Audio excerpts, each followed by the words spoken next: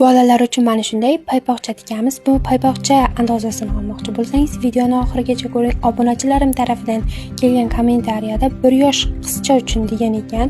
Buni razmerlarini men Telegram kanalimga tashlab qo'ydim. Andoza bo'yicha bichib olamiz va videoda ko'rsatilganday tikib olishimiz kerak bo'ladi. Birinchi tarafini tikib olganimizdan so'ng ichki tarafiga o'tamiz. Ichki tarafini yumshoq matodan foydalanishga harakat qildim, chunki oyoqni issiqroq tutishi uchun yumshoq matodan tiksangiz yaxshiroq bo'ladi. Ikki tarafini birlashtirib, ustki va ichki tarafini birlashtirib tikib olamiz, chok ko'rinmasligi uchun.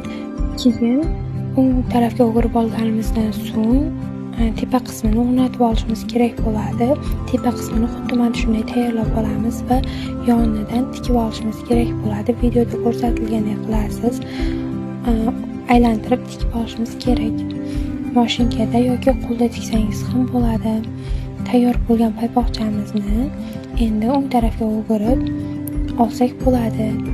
Shu bilan paypoqchamiz tayyor bo'ldi. Mana shunday foydali videolarni o'tkazib yubormaslik uchun menga obuna bo'lib qo'ying, like, kommentariy yozib qoldirsangiz juda ham xursand bo'laman. Hammaga foydali va manfaatli bo'ladi degan umiddaman.